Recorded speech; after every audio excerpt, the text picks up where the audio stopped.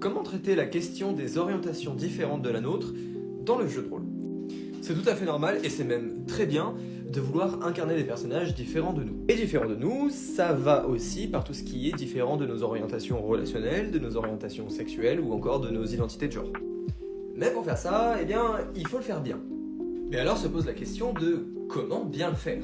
Eh bien tout ça c'est très simple, ça passe par se renseigner avant. Pourquoi se renseigner? Eh bien tout simplement pour éviter de faire des personnages qui vont être clichés et offensants pour les personnes qui sont vraiment dans ce cas-là.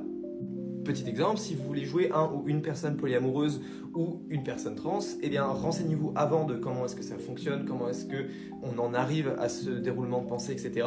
pour ne pas faire quelque chose de cliché, déjà qui va être mauvais en termes scénaristiques et aussi tout simplement qui peut être hyper blessant. J'ai eu des exemples où c'était pas ok du tout.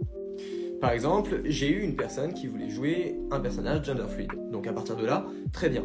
Sauf que cette personne changeait de manière totalement aléatoire sa voix pour faire des « Ouais, alors moi, je suis comme ça !» Ce n'est pas une blague. Donc petit rappel, l'orientation ou l'identité d'un personnage peut être un élément narratif extrêmement important, mais ne doit en aucun cas et jamais être une blague. Ce n'est pas drôle. Bref, si jamais vous avez des questions sur des identités ou des orientations, n'hésitez pas à les poser, je me ferai un plaisir de vous y répondre, et en tout cas, à bientôt.